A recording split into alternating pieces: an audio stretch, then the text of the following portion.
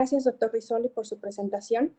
Me permito presentar a la siguiente ponente, la doctora Arenis Villalobos, directora de Salud Reproductiva del Centro de Investigación en Salud Poblacional del Instituto Nacional de Salud Pública. Ella es doctora en Estudios de Población y es maestra en Demografía por el Colegio de México. Estudió la licenciatura en Actuaría en el Instituto Tecnológico Autónomo de México, ITAM. Es la directora de Salud Reproductiva del Centro de Investigación en Salud Poblacional del Instituto Nacional de Salud Pública, reconocida como investigadora en Ciencias Médicas por la Coordinación Nacional de Institutos Nacionales de Salud. En el Instituto Nacional de Salud Pública se ha enfocado en el análisis de estudios poblacionales en temas de salud sexual y reproductiva en adolescentes, estudios en población infantil, incluyendo las encuestas nacionales de salud, encuesta nacional de salud en escolares, encuesta de educación sexual integral en escuelas públicas y en la encuesta nacional de niños, niñas y mujeres en México en colaboración con UNICEF. Muchas gracias. Buenas tardes a todas y a todos. Pues la mía es una presentación muy breve. Muchas gracias por la oportunidad de presentarles este ejercicio que hemos hecho en la Dirección de Salud Reproductiva respecto a estimar el número de niñas y niños y adolescentes que han quedado huérfanos por COVID. La siguiente, por favor. Bueno, iniciaremos con un par de diapositivas, un poco platicando de la metodología que nosotras utilizamos. Y en realidad, bueno, la definición que tomamos es cualquier persona, niña, niño o adolescente entre 0 y 17 años que ha perdido uno o ambos padres. Utilizamos fuentes de información abiertas, el Censo de Población y Vivienda del 2020, proyecciones de población y los datos abiertos de mortalidad por COVID. La siguiente, por favor. A partir de estas fuentes de información, realizamos diferentes procesos. Primero es que a partir de la muestra censal del 2020, obtuvimos porcentaje de parentesco del jefe del hogar. Nos quedamos con el porcentaje de madres y el porcentaje de padres, que son jefes de familia, y con un hijo entre 0 y 17 años. Además, extrajimos la edad de la persona, que es la persona jefe del hogar, en diferentes grupos de edad decenales, y a partir de esta misma fuente de información, estimamos el número promedio y la edad de hijos e hijas de estas personas que son jefes del hogar. A partir de los datos abiertos de COVID-19 al 14 de abril del 2021, estimamos el número de defunciones para cada uno de los sexos y cada grupo de edad que definimos. Y finalmente, para las proyecciones de población, obtuvimos el denominador para las tasas de mortalidad y también obtuvimos la estructura poblacional en 2021 para estimar a la población expuesta. Con toda esta información realizamos un ejercicio demográfico donde multiplicamos las tasas de mortalidad por COVID, las aplicamos a la población expuesta a finales de marzo de 2021 y lo multiplicamos por el número promedio de hijos entre 0 y 17 años. La siguiente, por favor. En esta diapositiva se pueden observar nuestras primeras estimaciones. Aún son cifras preliminares porque pensamos que todavía podemos seguir realizando ejercicios un poco más exactos, un poco más finos, pero en términos generales, esta es nuestra estimación, donde podemos observar que estimamos 37,000 niñas y niños y adolescentes huérfanos de padre, y 24,527 personas huérfanas de madre.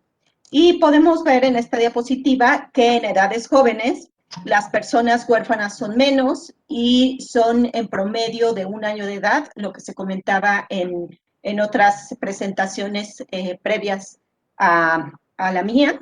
Y bueno, estas personas están en una situación de desventaja que, como se comentó previamente, es una condición que la acompañará el resto de su vida, y esto es al año de edad, lo que lleva consecuencias que ya se comentaron previamente, ¿no? Desde la lactancia hasta el resto de su ciclo de vida.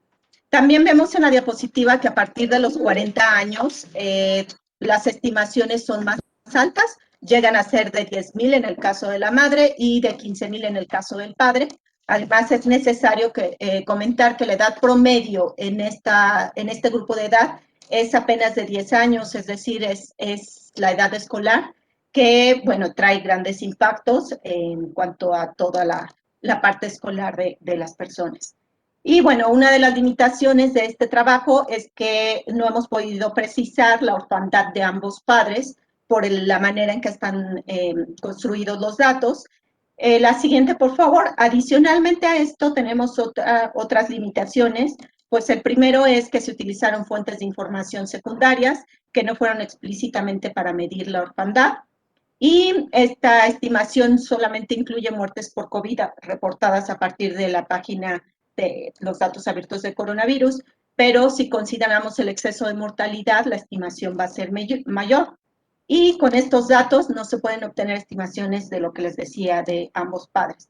Finalmente, comentar que el tema de orfandad es un tema importante para la vida de estas niñas, niños y adolescentes del país, no únicamente por COVID, sino por cualquier otro tema, y la consecuencia es la misma, la orfandad.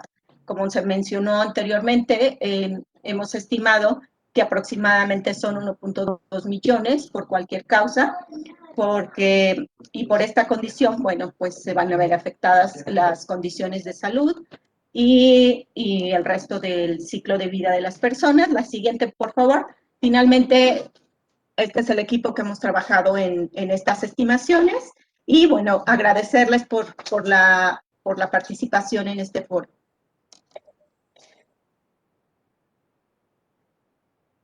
Muchas gracias por su intervención, doctora Aremis Villalobos. Es momento de dar por concluida la esfera biológica. Gracias. Bien, siguiendo con nuestro orden del día, es momento de iniciar nuestra esfera psicosocial, en la que la doctora Denise Smith será la encargada de moderarlo y nuestra primera ponente del mismo. Bienvenida, doctora. Gracias. Muchas gracias, senadora Audelia. Las niñas, los niños y los adolescentes pueden disfrutar de la vida cuando se sienten seguros, libres y cómodos en su entorno, cuando gozan de buena salud, cuando las personas en las que confían están con ellos y cuando se les proporcionan las cosas que necesitan para su desarrollo, como ir a la escuela y jugar con amigos sin miedo y sobre todo seguros. Sin embargo, la pandemia del COVID-19 ha representado una etapa de cambio y adaptación para los niños, niñas y adolescentes, considerando que ellos tienen necesidades de apoyo especiales, ya que se encuentran en pleno desarrollo. Y ahora se están viendo afectados psicológicamente por estos cambios en su estilo de vida, rutinas, relaciones y contacto social, lo que ha provocado el desarrollo de problemas en el área psicosocial. Es decir, estos factores determinan el impacto psicológico del COVID-19 en la salud mental de los niños, las niñas y los adolescentes, que pueden evidenciarse tanto a corto como a largo plazo, pero más aún representan un factor de riesgo en el desarrollo de posibles repercusiones psicopatológicas. Es por ello que no solo se trata de atender la enfermedad y los daños físicos que puede generar el COVID-19, sino también se debe considerar el efecto o impacto psicológico que los niños pueden estar sufriendo. Además, las consecuencias por el estrés y las afectaciones que puede representar esto en el sistema nervioso central.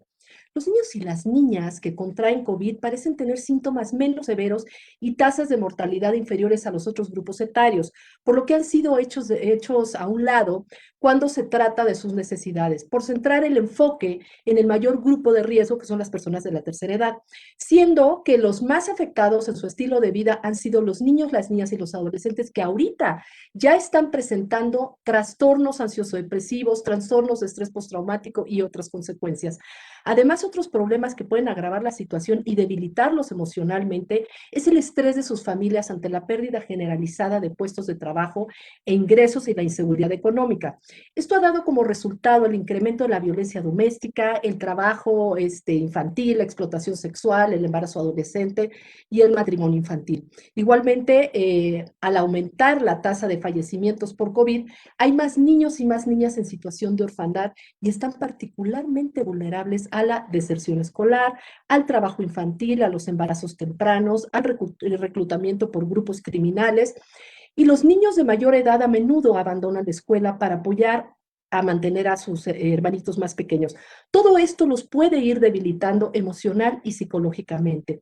Miles de niños y adolescentes han perdido a sus padres, hermanos, familiares, aunado a la preocupación diaria de cuidarse para evitar contagiarse. Según la UNICEF, De los casi 140 millones de niños clasificados como huérfanos, solo 15 millones habían perdido a ambos progenitores, pero existen pruebas convincentes de que en su gran mayoría estos huérfanos o huérfanas viven con uno de sus progenitores, sus abuelos u otros miembros de la familia. Esto nos dice que es un porcentaje menor el que no tiene esta red de apoyo de padres o de familiares, o sea, son niños que finalmente podrían acabar en un orfanato o en algún albergue. Aunque no existen números certeros sobre la cantidad de pequeños que han quedado huérfanos en México debido al coronavirus, hay muchas estimaciones. Sin embargo, por la edad de la mayoría de las personas fallecidas, sugiere que podrían ser varios miles. Ya vimos en la anterior intervención que están haciendo un estimado de los niños y las niñas que han quedado en orfandad por el COVID-19. Pero si para un adulto es difícil entender las complejidades que impone el fallecimiento de un ser querido, esta dificultad se vuelve aún más grave para los niños y las niñas que han perdido a alguno de sus padres por el COVID y quienes en muchas ocasiones deben lidiar sin la ayuda con la confusión y el dolor que implica esta pérdida. Es decir, estos chiquitos se quedan en total ensimismamiento ante la pérdida de un familiar, porque muy probablemente la familia también está sufriendo el duelo. El problema de los niños en orfandad es la escasa sensación de seguridad, la insatisfacción de sus necesidades, la falta de confianza en uno mismo, así como la sensación de no sentirse amado por los cuidadores sustitutos y además de sentirse inseguros por la situación. Cuando un niño, una niña o adolescente se queda en orfandad, de acuerdo al trato que reciba por estos cuidadores sustitutos o por el padre o la madre que se quedaron a su cargo, el fortalecimiento de sus capacidades resilientes le ayudará a ser capaz de establecer un nuevo vínculo que, aunque no sea de la misma calidad, le permitirá superar la pérdida y disminuir las consecuencias psicológicas que se pudieran derivar. Es decir, eso no tiene que ser una huella de por vida.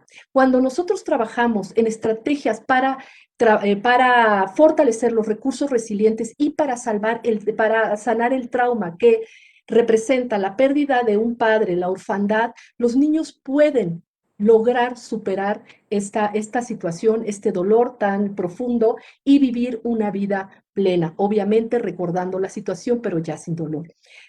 Se carecen de estudios como estos de niños mexicanos que nos aporten datos sobre cómo puede afectarles esta situación. Sin embargo, algunas investigaciones internacionales han descrito las consecuencias en población infanto-juvenil de situaciones de aislamiento, pero hay pocos estudios que ofrezcan respuestas concluyentes sobre la afectación psicológica de niños y adolescentes derivados de una pandemia mundial. O sea, todavía no hay estos estudios. Sin embargo, de acuerdo con un estudio de Spang y Stillman en 2013, ellos exponen que los niños que han vivido una cuarentena durante enfermedades pandémicas son los más propensos al trastorno de estrés agudo y de adaptación. Y el 30% de su muestra cumplía con los criterios de trastorno de estrés postraumático respecto a los que no habían vivido estas condiciones. Dichos trabajos informan que los niños se ven afectados por estos trastornos, pero no se informa de otros posibles problemas que el niño puede manifestar una vez que termine este confinamiento. También nos dicen que los niños separados de sus cuidadores durante la pandemia, ya sea porque se van al hospital o porque se han muerto, son más propensos a presentar problemas psicológicos como el miedo, miedo a la infección, la ansiedad, trastornos por separación, el trastorno por evitación y por tanto estos niños necesitarán atención psicológica especializada. Cada menor expresa de manera diferente, se expresa su sentir en relación a la situación que está viviendo, sobre todo cuando están atravesando por experiencias dolorosas y traumáticas como es la pérdida de seres queridos. Muchos de ellos, de forma silenciosa, han asumido la carga psicológica de sus familiares o no son atendidas sus necesidades emocionales.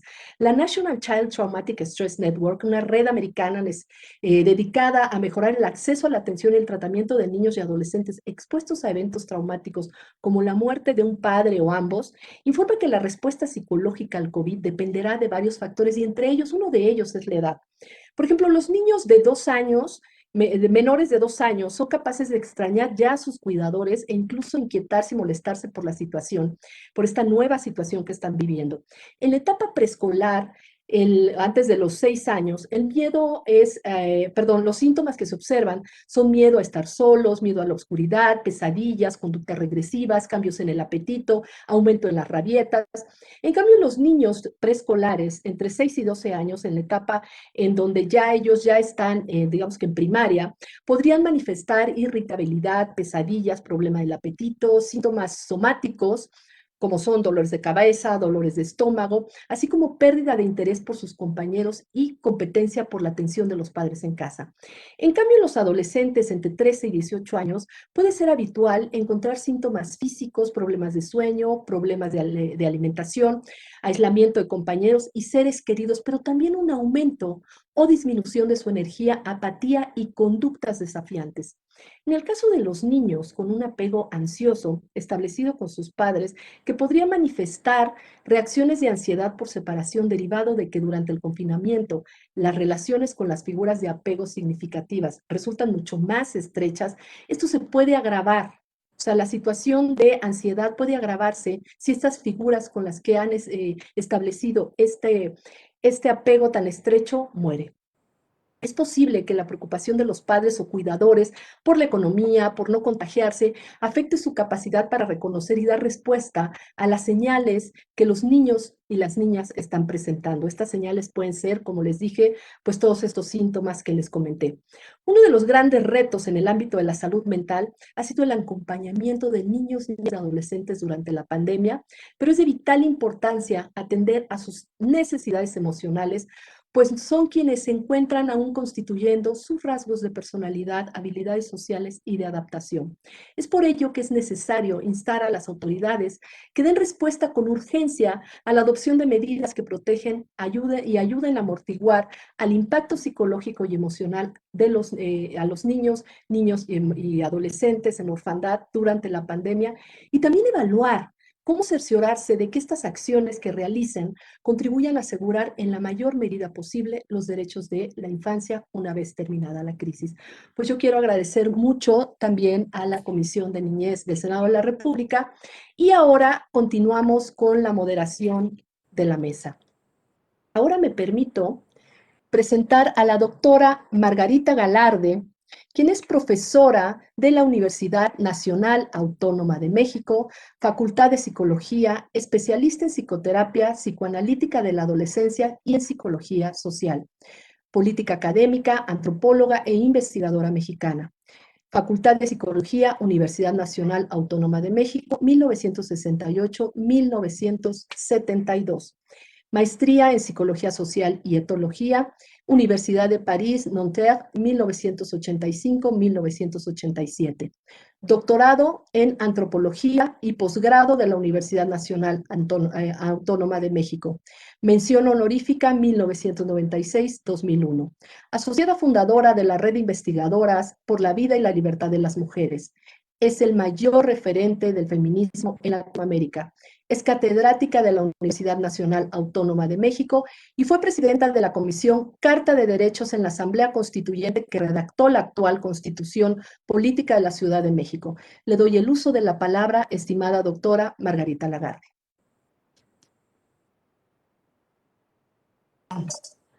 Buenas tardes. No, mi prima es la que es la especialista en feminismo. Yo no tengo que ver con eso. Bueno. Sí, adelante, doctora Margarita. Bueno, así tenía yo la nota, una disculpa. Bueno, perdón. Siempre como mi prima y yo tenemos casi el mismo nombre, hay confusión. No, yo solamente soy especialista en parentalidad. Entonces, vamos a pasar las láminas. Primera, por favor, la anterior. Bueno, vamos a hablar de orfandad, pandemia y parentalidad. Y vamos a partir de esta frase de Lebovici que dice: el hijo no existe sin sus padres, ni los padres sin su hijo. Y la otra que es ya muy conocida, que es: para crear a un niño se necesita de un pueblo. Estas dos frases, digamos que serán el eje de la ponencia. La siguiente, por favor. Bueno, primero vamos a definir qué entiendo yo por pandemia para tener un marco de referencia. Diríamos que es una infección que se propaga en una área geográficamente muy extensa, afectando a un gran número de personas y está generada por un microorganismo que se transmite de persona a persona de manera eficaz y frente al cual no existe inmunidad. Es además capaz de producir casos graves de enfermedad y de muerte, y en ese sentido, pues, me continúo con la idea de que esta pandemia ha producido mucha muerte y mucha orfandad, ¿no? La orfandad pandémica implica la falta de uno o ambos padres en un área geográficamente extensa, afectando a un número considerable de personas por efecto de la pandemia. Yo creo que tenemos una pandemia de orfandad también.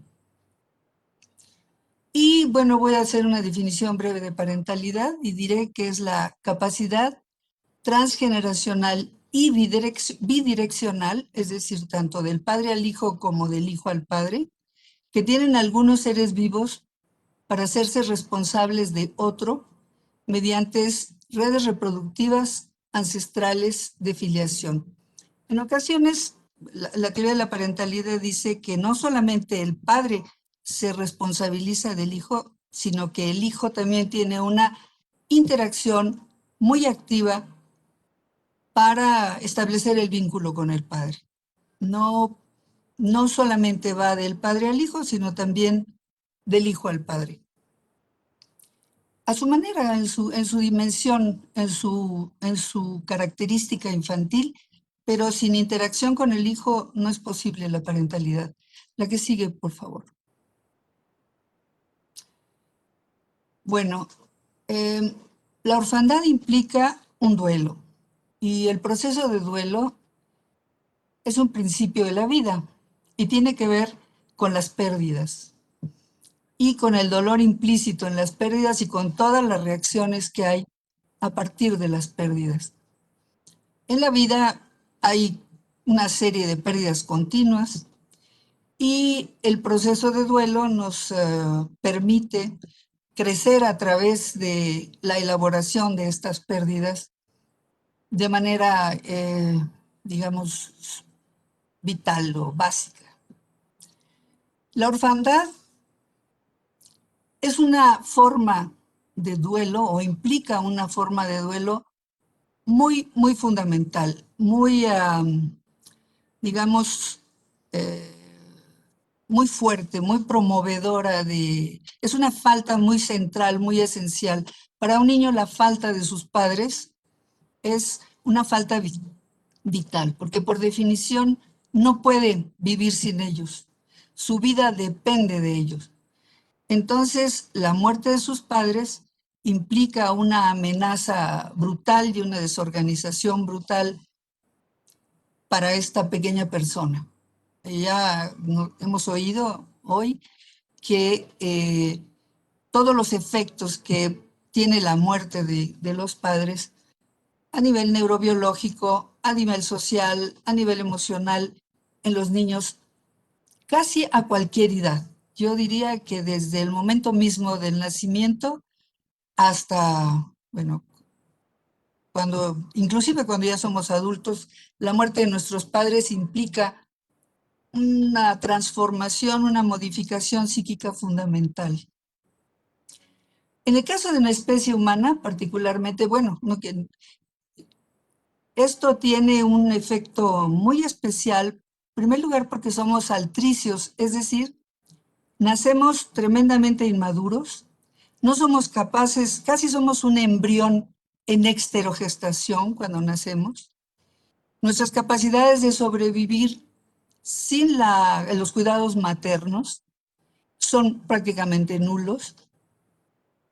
Cuando los niños son mantenidos vivos sin la presencia no de un cuidador, sino de una figura materna, que hay una diferencia entre una cosa y la otra, van a presentar en su desarrollo lesiones muy claras. Los niños institucionalizados, se ha probado en todo el mundo, muestran lesiones neurobiológicas muy evidentes, o sea, muy ya demostradas, ¿no? Desde Bowlby, cuando trae su trabajo en las casas cunas, y toda la investigación que se hizo el siglo pasado, demostraron claramente que la institucionalización de los niños pequeños deja huellas neurobiológicas muy profundas. Esto hace que la presencia de este cuidador particular que se llama madre, y que yo creo que hay que diferenciar de un cuidador, porque en muchas instituciones hay cuidadores muy eficientes a nivel de mantener al niño con vida, pero no logran establecer los procesos de desarrollo que sí logra establecer una relación de la madre con el hijo. Hay otra cosa que tenemos también muy particular. Nuestros procesos de desarrollo son muy lentos. Como especie, somos la especie que se desarrolla, una de las especies que se desarrollan más lentamente. Entonces, nuestra invalidez va a prolongarse mucho más tiempo que lo que ocurriría en otras especies. Eso hace que la inversión materna y la inversión paterna, me refiero a la inversión emocional, de recursos, la inversión en general, requiera de un larguísimo tiempo para que, digamos, el individuo humano llegue a su autonomía.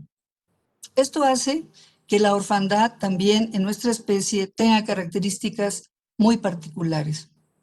Como decía yo hace rato, la exterogestación, es decir, del nacimiento a los primeros 8 o 9 meses de vida, fisiológicamente es una exterogestación, porque nuestros niños, nuestros bebés, no tienen ni regulación de temperatura, bueno, la van adquiriendo a través de sus primeros meses, su sistema inmune está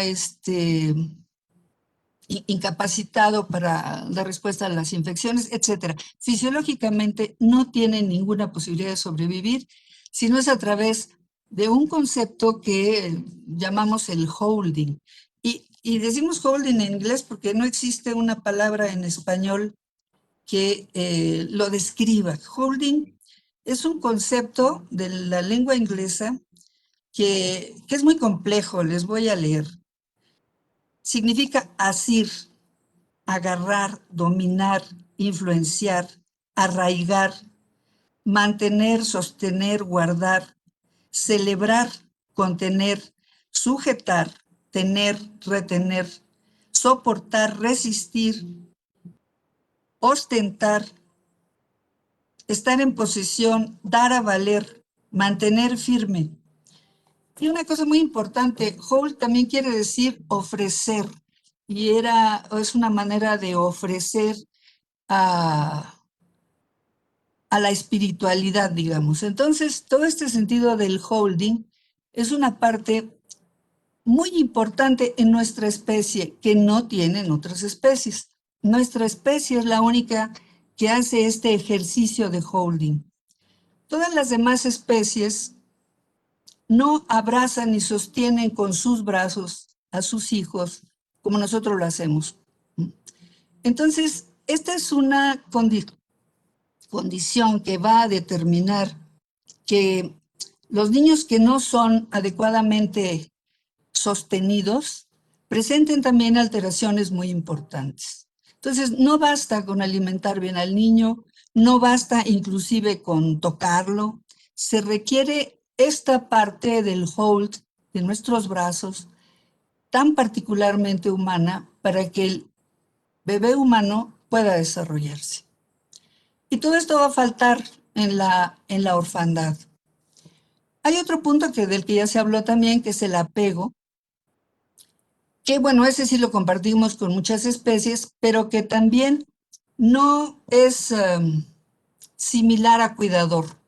Un cuidador puede no tener apego y puede no desarrollar relaciones de apego con los niños cuidados. También en las instituciones es muy claro que esto falta a menudo, porque los procesos de apego son también bidireccionales.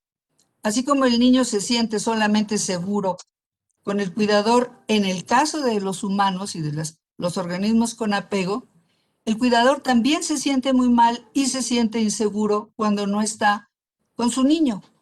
Y esto en las instituciones, y como es una cosa individual, particularizada, que hace especial a las personas, es muy difícil sostenerla a nivel institucional. Otro proceso importantísimo en relación del aprendizaje y el duelo es que cuando un niño pierde a un padre, pierde procesos de aprendizaje fundamentales, que no se dan en las escuelas, pero que son parte fundamental de la estructuración psíquica de un niño. Y además hay otro punto que tiene que ver con el duelo en la orfandad, que tiene que ver con este sentido que se va a quedar así como perpetuamente de vulnerabilidad y que va a tener un impacto serio en la sociabilidad humana de estos niños, de los huérfanos en general. La que sigue, por favor.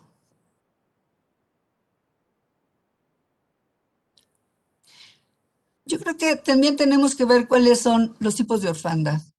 Hay orfandades que se rompen de manera voluntaria por los padres y tienen que ver con el abandono, con el rechazo, con el descuido, con la violencia, con el abuso y con el incesto, porque cuando un padre abusa y comete incesto, ha abandonado a su hijo en tanto hijo y lo ha colocado en otro lugar.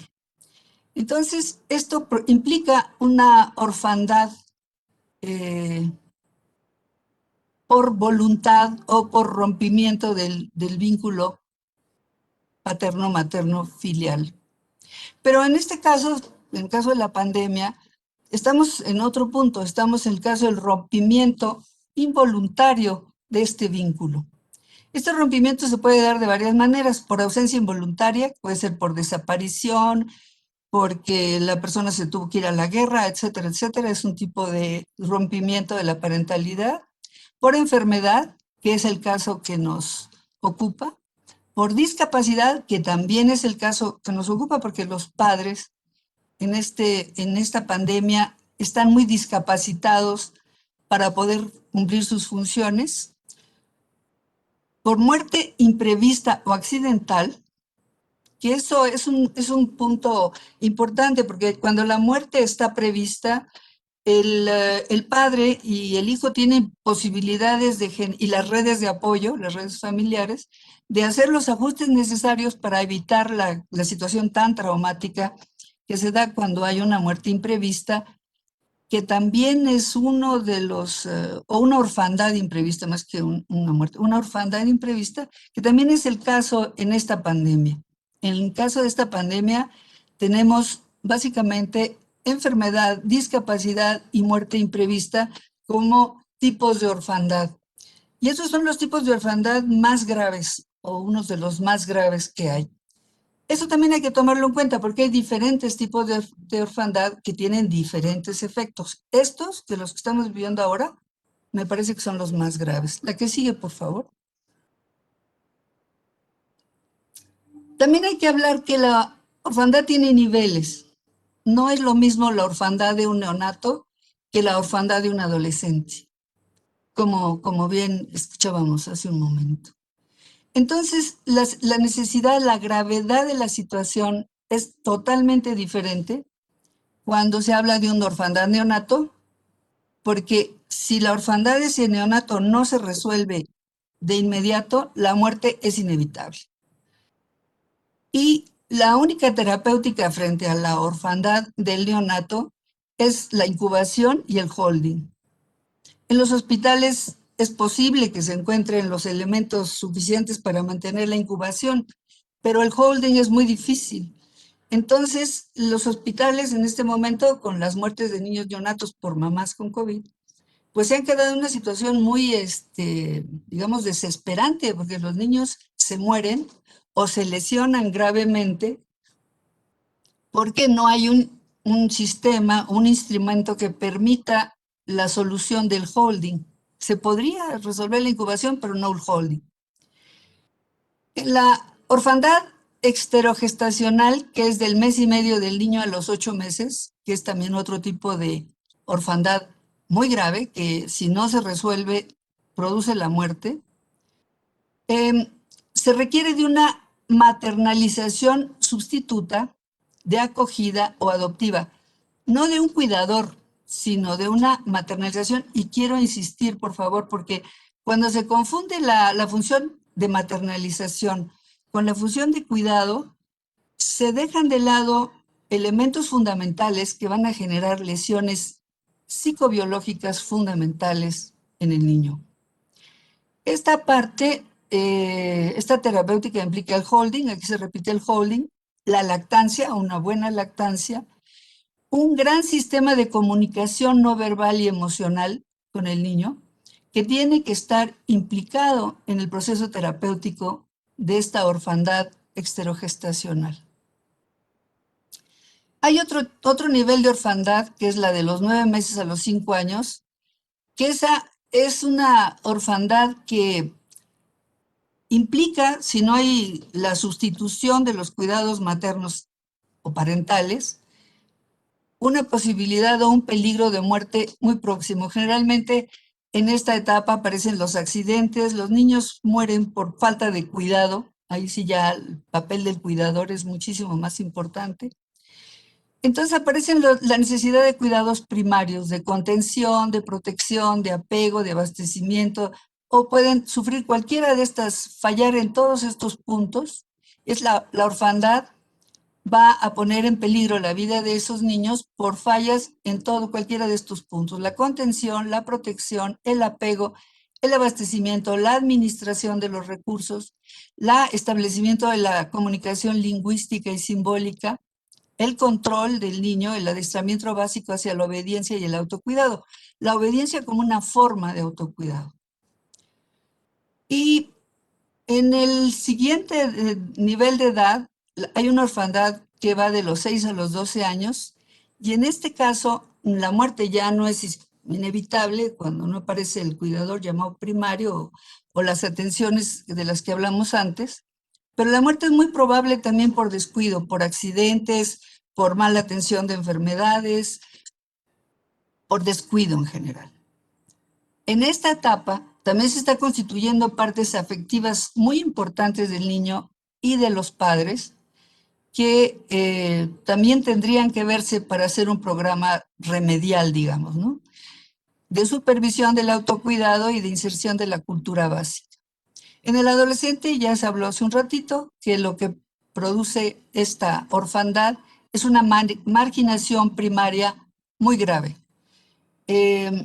No hay, ocurren embarazos tempranos, adicciones, una serie de problemas que ya conocemos.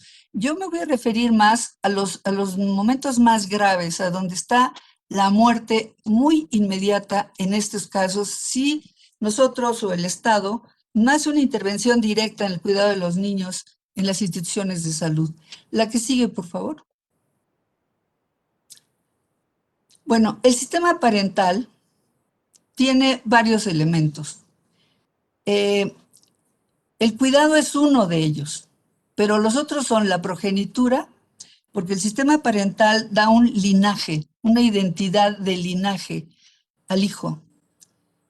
El proceso gestacional que le da al hijo digamos que un lugar de pertenencia en los otros, que no es lo mismo que el cuidado.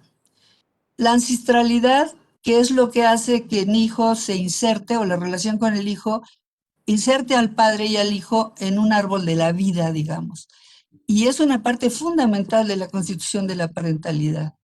El holding, que ya lo planteé, el nombramiento a inscripción social y espiritual de la persona, y la parentalización de los padres y del hijo. En el hijo es la filiación, y un adulto que se parentaliza no es lo mismo que cualquier otro adulto. Su cerebro cambia, sus hormonas cambian.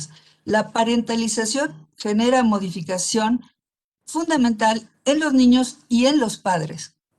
Los adultos que no se parentalizan, aunque tengan hijos, no van a cumplir la función parental. Bueno, el cuidado ya lo vimos, Y hay otra función, otro elemento de la parentalización, que es la educación y la inserción sociocultural. Hay otros factores que hay que entender en la orfandad, que es la orfandad monoparental, que deja al otro padre, si existe, a cargo del bebé, o cuando es un solo padre, lo deja en el siguiente caso, que es biparentalmente huérfano. Es decir, hay niños que ya son huérfanos de uno de los dos progenitores, y cuando muere el otro, pues entonces entran en orfandad biparental. Cuando se trata de la orfandad monoparental, el otro padre, el otro progenitor o el otro, la otra parte del vínculo parental, tiene que asumir ambos roles, el rol del padre y el rol de la madre. Entonces implica una complejificación de funciones que, si no se cumplen, también generan un tipo de orfandad particular. Bueno, hay la otra orfandad más grave, que es la orfandad biparental sin adopción, y esa generalmente lleva o a la muerte física o a la muerte psíquica. Estos son los niños también institucionalizados que nos encontramos y que han sido ya planteados desde hace mucho tiempo por diferentes gobiernos e instituciones. La que sigue, por favor. En la atención médica ante la pandemia se ha ocurrido que los cuidadores médicos, o sea, los médicos, las enfermeras, el personal de salud, y los cuidadores primarios, que antes podían interactuar en el ambiente hospitalario fácilmente y tenían ya todo un sistema de interacción en donde se coordinaban unos con otros, en la pandemia ese sistema se rompió. Entonces los cuidadores primarios han quedado fuera del ambiente hospitalario o del sazón hospitalario, y esto hace que los médicos tengan que suplir o responder estas funciones que antes tenían los cuidadores primarios. Eso los mete a los médicos en una situación de estrés muy fuerte, al personal médico, porque hay una gran demanda de cubrir las funciones de los cuidadores primarios en los pacientes. Y por otro lado, esto hace que los cuidadores primarios, los parientes, los padres, los hijos, queden aislados del proceso terapéutico médico en sí mismo. Entonces, esto es muy importante tenerlo en claro para que se pueda reestructurar la atención médica considerando estas características fundamentales de la pandemia en general y en relación a los bebés y a los niños en particular. ¿Cómo es que tiene que participar este equipo médico para dar salud no solamente física, sino mental, y no solamente al paciente, sino a toda la estructura familiar? Bueno, la orfandad por aislamiento, es decir, cuando el hijo se queda sin padre por simplemente aislamiento, tiene efectos neurofisiológicos. En primer lugar, aumenta de manera brutal el estrés. Y ese aumento de estrés va a tener efectos neurofisiológicos que ya conocemos. Va a facilitar una serie de enfermedades. Y en el caso de los niños pequeños, va a, digamos, generar un sistema nervioso que no se desarrolla, que se regresa a etapas previas y que va a manifestar todos las síntomas que nos plantearon antes. Doctora, le pido si concluye en un minuto, si es tan amable. Sí, claro. Ya no falta nada. Gracias. Los efectos de esto puede ser porque de manera breve o prolongada. Cuando este aislamiento se produce de manera prolongada, tiene efectos mayores. Ahora, la muerte también o la orfandad puede ser inesperada o esperada, y como ya vimos, va a generar problemas de manera diferencial cuando es esperada, elaborada, y que cuando no lo es. La que sigue, por favor. Bueno, para terminar, el Estado tiene la responsabilidad de responder y, como dice aquí abajo, generar las instituciones, las instalaciones y los servicios que impidan estos efectos secundarios y esta pandemia de orfandad que estamos viviendo. Mi presencia aquí, se las agradezco mucho, es para invitarlos y para comunicarles mi inquietud en relación a este problema, a la manera como el Estado va a hacer frente no solamente al COVID, sino a la pandemia de orfandad que se está produciendo. Gracias. Agradecemos las amables palabras de la estimada doctora Margarita Lagarde. Es momento ahora de presentar a la maestra Adriana María Isabel Núñez García. Ella es licenciada y maestra en Trabajo Social por la Escuela Nacional de Trabajo Social de la Universidad Nacional Autónoma de México. Docente en la Escuela Nacional de Trabajo Social de la UNAM. Se ha desempeñado como divulgadora de la ciencia en el Museo Universum. Desde hace 9 años, labora en el Hospital General Ajusco Medio como trabajadora social en áreas críticas y fue ponente en el conversatorio Las prácticas escolares frente a la emergencia sanitaria COVID-19 en la Escuela Nacional de Trabajo Social de la UNAM y en la Universidad Chapingo presentó el tema Ética en el acompañamiento de los procesos de duelo en tiempos de COVID-19 y metodología de intervención en situaciones críticas. Le doy el uso de la palabra, estimada maestra Adriana María Isabel Núñez García. Muchas gracias. Buenas tardes a todas y todos. Agradezco la invitación para participar en este foro, en particular a la doctora Ariadna López y al Senado por abrir estos espacios de reflexión. Según el Sistema para el Desarrollo Integral de la Familia DIF, a nivel nacional se desconoce el dato exacto de cuántas niñas, niños y adolescentes ha dejado en orfandad la pandemia, pero se estima que el 42% de los más de 195.908 fallecidos en México eran jefes de familia. Según la UNICEF, de los casi 40 millones de niñas, niños y adolescentes que viven en México, más de la mitad se encuentran en situación de pobreza. 4 millones viven en pobreza extrema, situación que se recrudece con la pandemia y empeora con los casos de comunidades indígenas. En cuanto a la educación de la niñez en pandemia, se estima una alta deserción escolar al no contar con internet, equipos electrónicos y espacios propios para la toma de clases. Ahora bien, pensemos en una niña, niño o adolescente en situación de pobreza, sin acceso a las tecnologías necesarias para su formación educativa, con hambre y desnutrición, con padres enfermos por COVID-19 o peor aún muertos. Esto abre una discusión necesariamente interseccional, ya que la situación crítica del menor se incrementa por su condición de género, etnia, variables como la edad, condición económica, social, de raza, incluso para la niñez en condición de migración, que impacta de forma distinta y en su vivir cotidiano. No es lo mismo hablar de una niña o niño recién nacido que quedó huérfano en pandemia a niñas y niños de 6 o 7 años o adolescentes en espacios y contextos distintos. Otra situación que entra en discusión es la visión adultocéntrica, es decir, que el adulto es el centro del universo y se impone sobre los demás.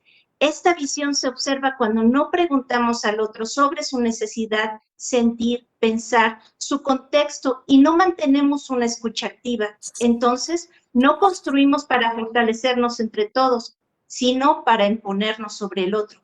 En la pandemia, el primer problema al que se enfrenta el menor ante la muerte de una madre, padre o en el peor de los casos, ambos, es la angustia prolongada. El duelo comienza desde la pérdida de la salud de sus progenitores, pasando por la angustia de ver a sus papás hospitalizados o saberse solo o huérfano cuando le indican sobre la muerte de ellos.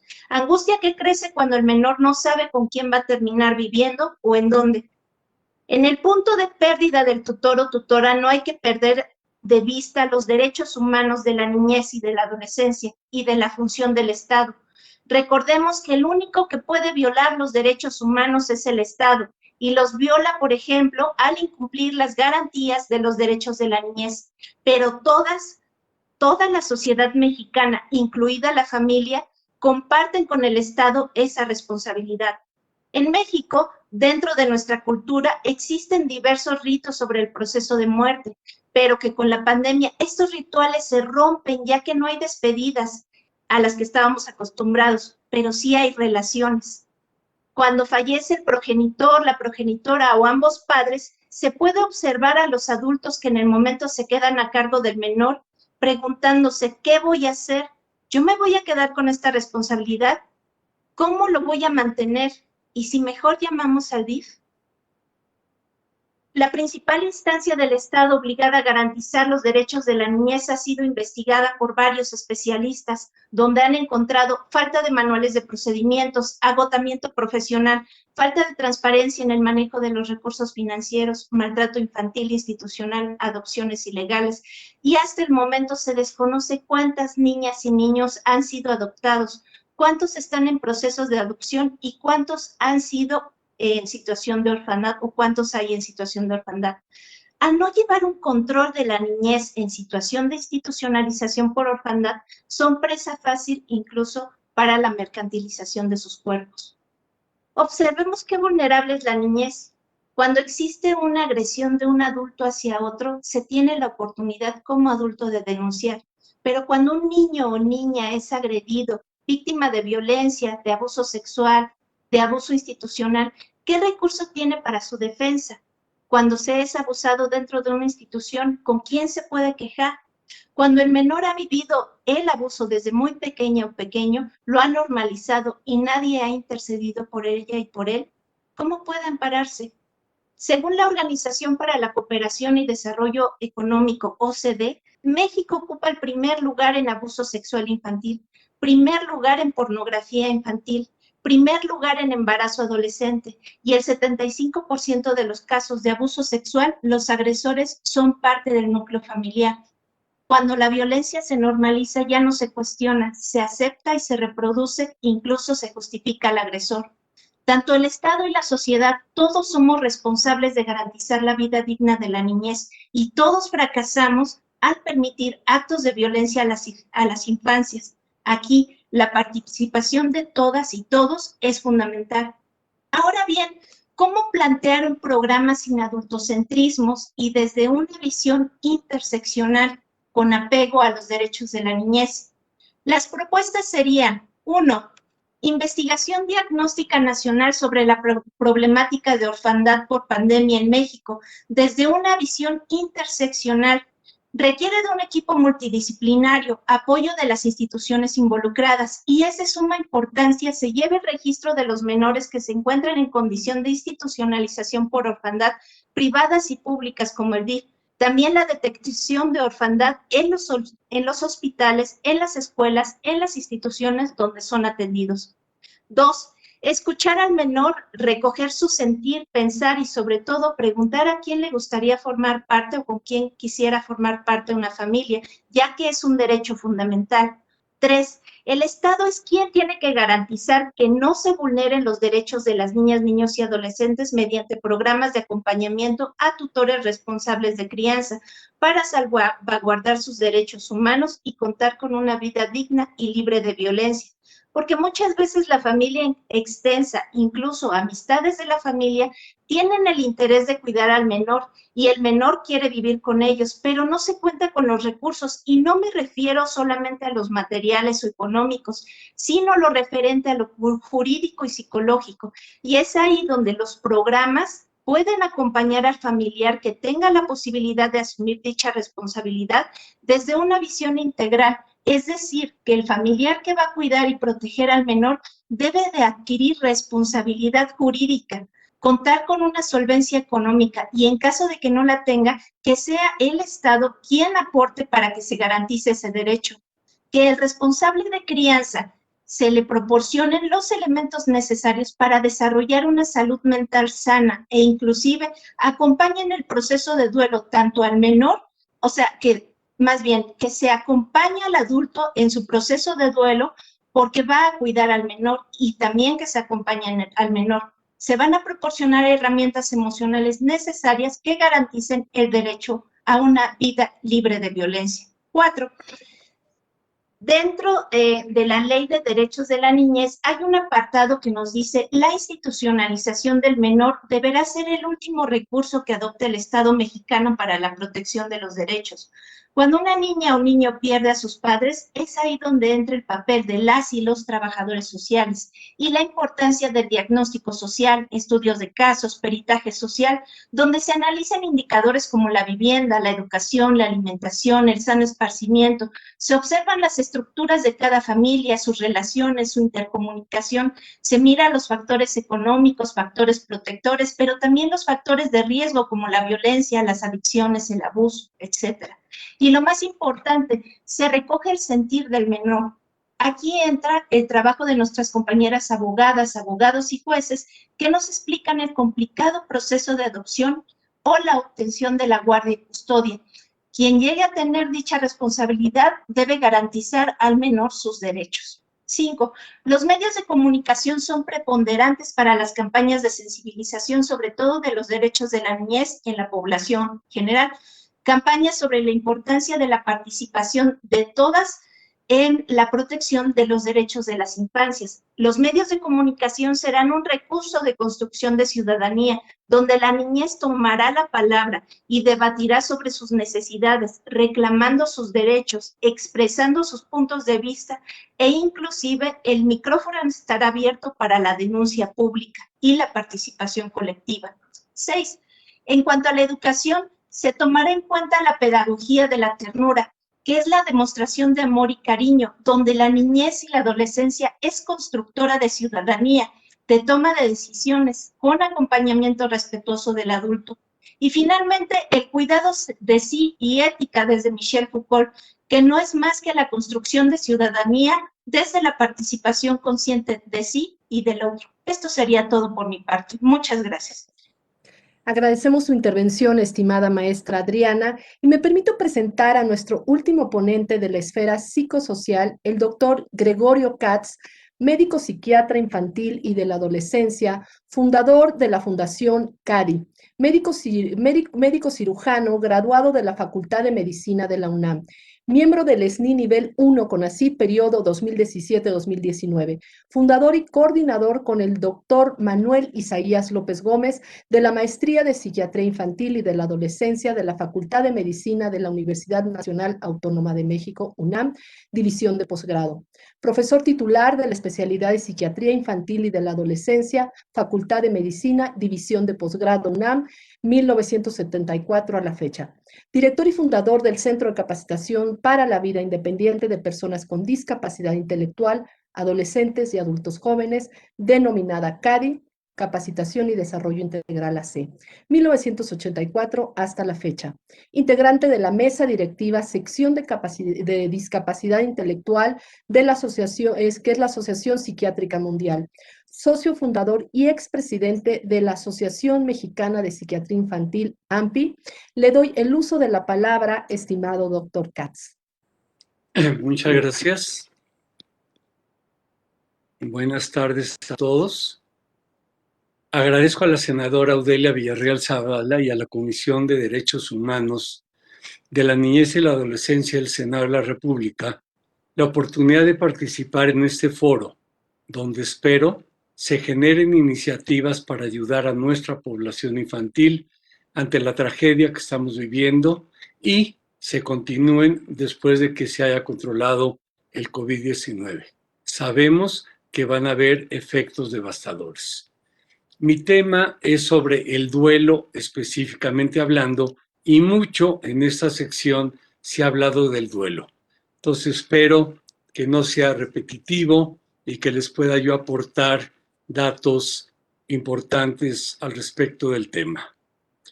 Nunca como ahora había sido necesario crear en nuestros legisladores y público en general conciencia del dolor, del sufrimiento que están enfrentando muchos de nuestros menores. No me refiero al sufrimiento físico causado por el COVID.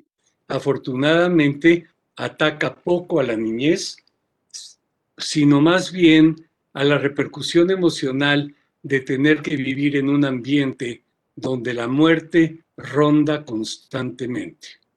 Los niños están perdiendo a sus seres queridos. Sus figuras de apoyo se ven rebasadas por los estragos de la pandemia. ¿Cómo prestarle atención al duelo que deben procesar sus hijos, nietos, sobrinos. Créanme, los niños también viven su duelo. Perder una madre o un padre es una de las experiencias más traumáticas que nos toca vivir.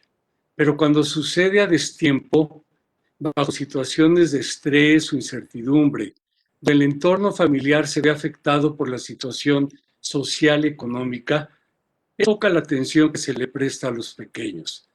Los adultos están centrados en su propio dolor y en las situaciones que necesitan resolver.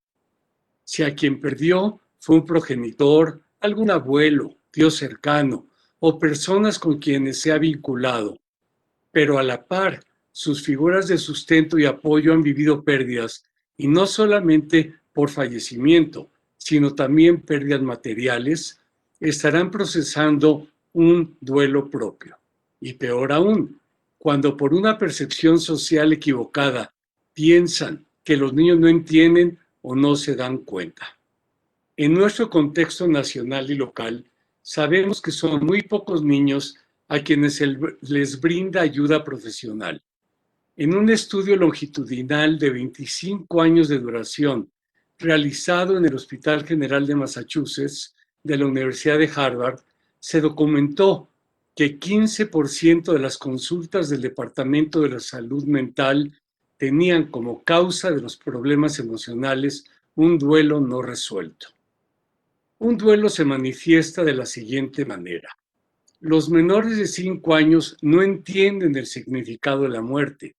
Lo ven como un evento temporal. Es como si un ser querido se hubiera ido a dormir. De los 5 a los 7 años, suponen que la persona que partió continúa teniendo sentimientos, funciones biológicas y en algún momento regresará. También, por el pensamiento mágico propio de esa edad, se sienten responsables de que la muerte haya sucedido por sus malos pensamientos o por el hecho que los hicieran enojar. Experimentan confusión, perplejidad, sobre todo temores. ¿Causé yo el que se fuera? ¿Me pasará esto a mí? ¿Tú también te vas a morir? ¿Quién me va a cuidar? Son preguntas recurrentes. Desafortunadamente, las respuestas de los adultos tienden a ser como, no digas tonterías, nada te va a pasar, no te preocupes, ya está con Diosito, etc. Toda pérdida se vive como un abandono. Este tipo de contestaciones no les ayudan. El fallecimiento de un progenitor afectará la manera en la que el niño estructurará su mundo a partir de 3 reacciones. De protesta. Se instala en ellos un sentimiento de añoranza, súplica, una súplica silenciosa muchas veces, deseando el retorno de la persona que se murió. Sienten que no podrán vivir sin ella. De esperanza. Hay un llanto intermitente mientras esperan su retorno y en la medida que se van percatando de que no volverá, se van volviendo más apáticos. Y finalmente de ruptura del vínculo. Si no se le atiende, le será imposible aceptar tener que vivir sin esa persona. Pero si se le atiende, gradualmente renunciará y poco a poco podrá vincularse con otra persona. Desarrollará un nuevo vínculo y empezará a interesarse por el mundo que lo rodea. Desde el punto de vista de salud mental, todas las manifestaciones de un duelo se consideran normales. El duelo ha sido ampliamente estudiado y es ampliamente conocido que hay que transitar por una serie de procesos que son universales. Si este procesamiento no se da, se instalará lo que conocemos como duelo patológico. En el duelo, los síntomas podrán variar en severidad o intensidad, mas no pueden estar ausentes. No procesarlo depende del nivel de madurez emocional o del estado de salud mental. En los niños va mucho más allá. Dependerá del apoyo emocional que se les brinde. En niños más grandes y en adolescentes, las manifestaciones del duelo se asemejan más a las de los adultos con características propias de su edad. ¿Cómo se manifiestan? ¿Qué vamos a observar? Observaremos ira, como común denominador: ira por el abandono, y con ello surgirán juegos violentos, enojo hacia otros miembros de la familia, generalmente hacia sus hermanas o hermanos, pero también hacia sus seres más allegados, principalmente con los de mayor confianza. Saben que ellos probablemente no los abandonarán, pero esto le crea mucha sorpresa a esos seres allegados. Les crea incertidumbre. Inconscientemente, en algunas ocasiones, temen que serán abandonados. La ira no siempre se expresa, pudiendo el duelo manifestarse a través de pesadillas, terrores nocturnos, temores y otros. Otras conductas derivadas del duelo las conocemos como regresiones. Los niños y adolescentes inconscientemente y conductualmente regresan a etapas más tempranas de la vida donde se sentían seguros, protegidos, es decir, se infantilizan, se vuelven como si fueran niños chiquitos. En estados regresivos vamos a observar miedo al abandono, fallecimiento de sus figuras de sustento y apoyo, a estar solos inclusive. También aparecen los sentimientos de culpabilidad previamente mencionados. Asimismo, desde el punto de vista clínico, podremos observar somatizaciones. ¿Qué son? Son manifestaciones de angustia no liberada a través de síntomas físicos. Es como se manifiesta la esfera emocional y repercute en el organismo con dolor de panza, de cabeza, insomnio, pérdida de apetito y un cansancio que gradualmente se convierte en apatía, desánimo, aislamiento. Son síntomas de índole depresivo.